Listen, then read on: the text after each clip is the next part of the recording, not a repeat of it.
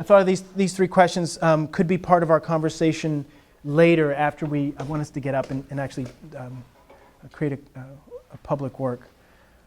But I've been thinking about how might contemporary art and social practice enable conversations about difficult subjects. And that's part of what we're interested in. Couldn't that be the focus of a curriculum? A multi-week, a multi-session unit of instruction with learners of of a range of ages and in a range of spaces. Or why prepare teachers as agents of positive social change? I mean, some people say, oh, we have to prepare them for that, but why? What would come out of that? Or why not? Right? What does it mean? Maybe the question should be, what does it mean for teachers to be prepared as agents for social change? Some of you are studying in departments or programs where social change, social activism, positive social responsibility is central to the mission. Why do that? Is that such a good thing? Or how can creative responses to social injustice interrupt conditions of inequality? We might not be able to change them, might not be able to stop them, but maybe it interrupts it just long enough to reposition or find other ways, other tactics, other approaches to engage. I think this is a good time to stop and let's get up and let's make some public trouble. I brought with me some children's books. And I also brought some children's toys. How many of you brought cell phones? How many of those cell phones take pictures? Oh yeah. Now we can work as individuals, we can work in pairs or trios if we want, all right? I have some children's books here. I'll share them, show these to you. Not all of them deal with uncomfortable stories. Some of them do. There's a whole range of things like Flat Stanley. I don't know if you know the Flat Stanley. To me, there's a Henry Box Brown deal here where you can mail individuals to different places. Here, he's pretty happy about going to visit his family, but Henry couldn't do that. Or the Big Orange Splot. This is about one house being different. And then, I won't ruin the story for you at the end, but it's about finding your own way. Little blue and little yellow. I don't know if you know the story, but when you mix blue and yellow, you get green. And what does it mean to be blue or yellow? And how does mixing happen? Tar Beach, about a little girl who she doesn't have something or can't go somewhere. She just imagines that she can fly there and she can capture that experience. Bell Hooks, I don't know if you know her children's book, Skin Again. There's a wonderful book about learning disabilities, reading in particular. It's called The Art of Miss Chu, where her art teacher, essentially figured out she was seeing the world differently. Her reading, as she was reading the spaces between the words, not the words themselves, just like an artist might try to render the negative space rather than the positive space. Or Maya Angelou poem and a Jean-Michel Basquiat poem put together. Or Jean-Michel Basquiat images and a Maya Angelou poem, Life Doesn't Frighten Me Anymore. These are children's books that I found kids respond to in interesting ways. So you might choose one of these books and find one of those unexpected public spaces where you don't think education or art making or art practice is supposed to happen. You could take one of these books and go and read it there out loud and have somebody else or yourself videotape you or not videotape, you can tell how old I am. Make a video, a mobile video of you. And you can put one of the hashtags, where are hashtags, Steve? There it is. You can hashtag it and pop it up on social media if you'd like. Or you can take a still photo of yourself or someone else reading out loud. Or you can take several. Document that experience. What would be interesting is to see what kind of social interaction happens. And think about the critique. Remember those little tiny townspeople and the tiny presidents? The critiques of the stories of the little people and the stories of those spaces, there's a conversation that happens. Think about the story you might read in that space in relationship to that space.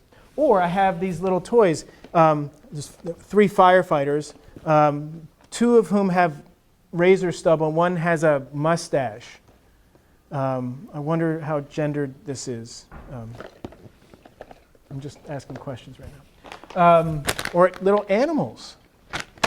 Or I have little Lego minifigures. These have to be put together. I mean, you're welcome to take them and put them together and use them in the ways that you saw in the photographs, critiquing, having a conversation in a public space. That story, where's my, oh, there it is, Henry's Freedom Box. I think I'm going to take one of these palettes. I can't take both of them. I'm going to take one of these, and I'm going outside. I'm going to read this book outside. I'm going to perform that story outside. Henry was lonely. One day, he met Nancy, who was shopping for her mistress. They walked and talked and agreed to meet again. Henry felt like singing, but slaves didn't dare sing in the streets. Instead, he hummed all the way home. Henry knew they were very lucky. They lived together even though they had different masters.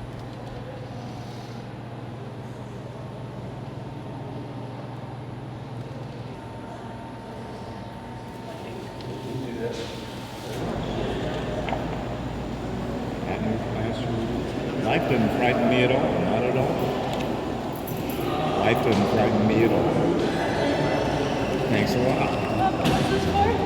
Oh, this is a class assignment I'm having. Oh, okay. I noticed there's some other people as well. There are a couple other people doing the same thing. The house is looking like so clean.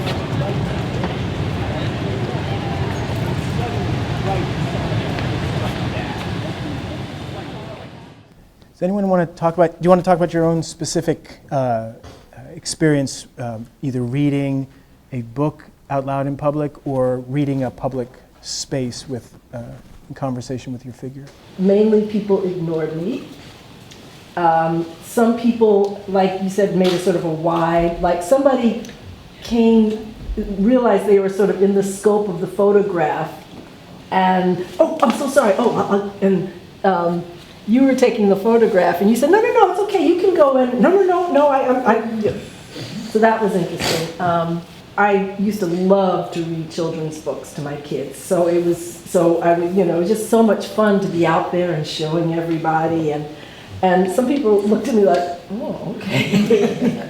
And some people smiled, and I saw people sort of taking pictures as they walked by. A little stealth photography. Exactly. And then I was watching you, and I saw somebody like doing, posing off to the side in front of you, like wanting to have a picture, like they figured this was some like thing. Right. And they wanted to be in it, but not really in it, so they were off on the side like, posing while you...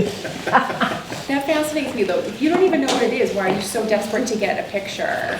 Yeah, Nicholas Mirzoff, visual culture scholar, uses the word sublime to talk about those visual moments or those moments that are so repulsive you can't look away and so seductive you can't bear to look at it. You know, I mean, it's that tension. But he calls that the sublime, so maybe there was something sublime about that they wanted to be part, but not. They knew something was going on, but they weren't supposed to be part of it. I don't know if we were doing it right, but I just had a little Lego guy, and we were... Can we see the little Lego guy? Yeah. Can you describe? And we were just playing. He is a ninja with a hatchet. Of course. And so we were playing around with whether he had the hatchet or not had the hatchet, and giving him like he had different pictures from magazines or the newspaper, and he was in different contexts, and I put him on the water bubbler and was playing with him on the water bubbler. But it was interesting, and I did think that my kids would have a lot of fun, my students would have a lot of fun with it. So the hatchet, tell me about why with and without the hatchet. Is this like accessorizing, or why was... Like we had him in front of different headlines, and according to the headline, if he had the hatchet, the headline meant one thing. But if he didn't, then it meant a different thing. So that context changed once that weapon was introduced. Okay, can you give us an example of one of those headlines? Someone won an award, and we put him in front of that. With the hatchet? With the hatchet, which made it a little bit more ominous. And then without the hatchet, he was like, hey, I got this award.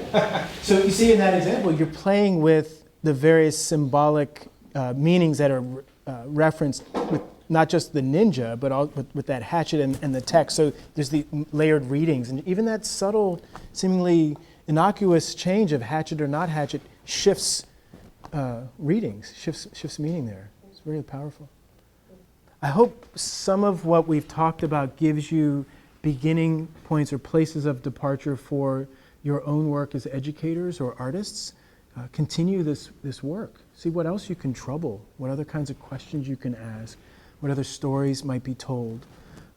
Maybe take the little figures and go make some more imagery, maybe find the fire hose, or attempt other performances. Maybe this is an assignment that would work with your students, and give it a shot. And if it does, or if it doesn't, maybe share it. Social media, drop me a line. We'd love to hear what you're up to as a ripple from what we're doing here.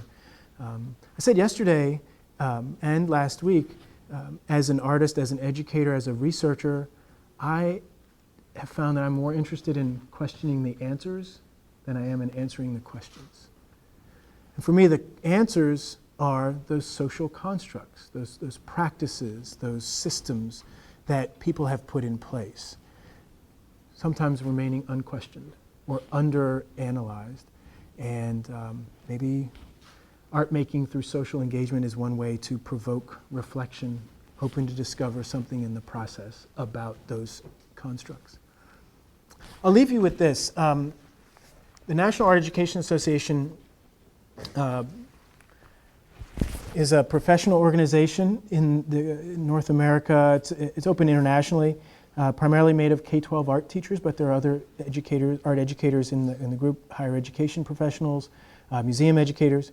There are 2 journals they publish, Studies in Art Education, which is essentially the journal of issues and research in art education, and then Art Education, which is essentially primarily for K-12 and museum educators. And each issue, they typically have 6 articles in here, and then an instructional resource.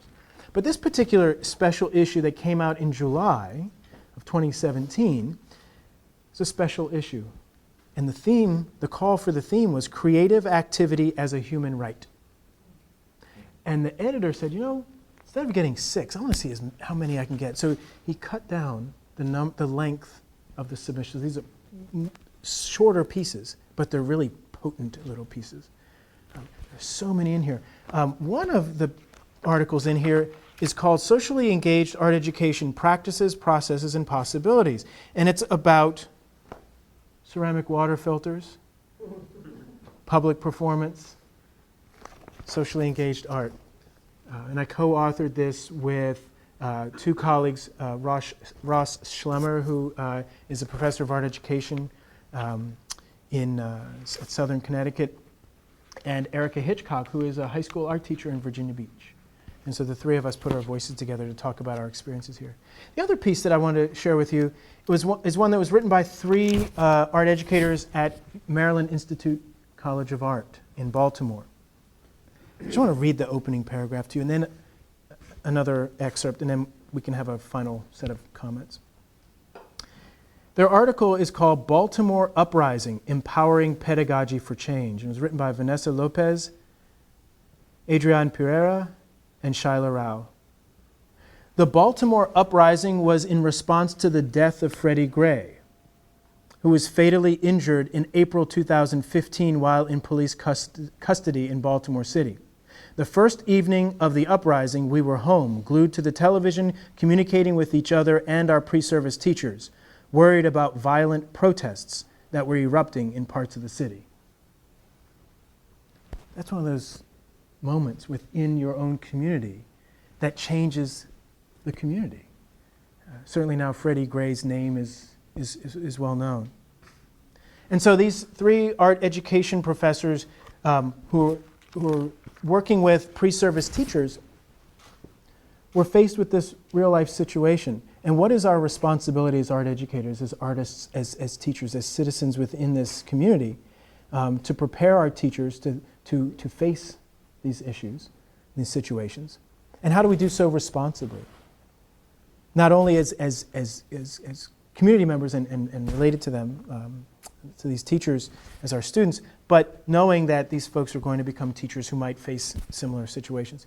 And they constructed a pedagogy. They call it a Pedagogy for Change framework. I just want to read briefly what they wrote and then open it up, because I think this piece goes to the heart of what this theme for this week has been, dealing with difficult situations and challenging social constructs, primarily in this case, police brutality. There's elements of white supremacy and racism that flow throughout as well.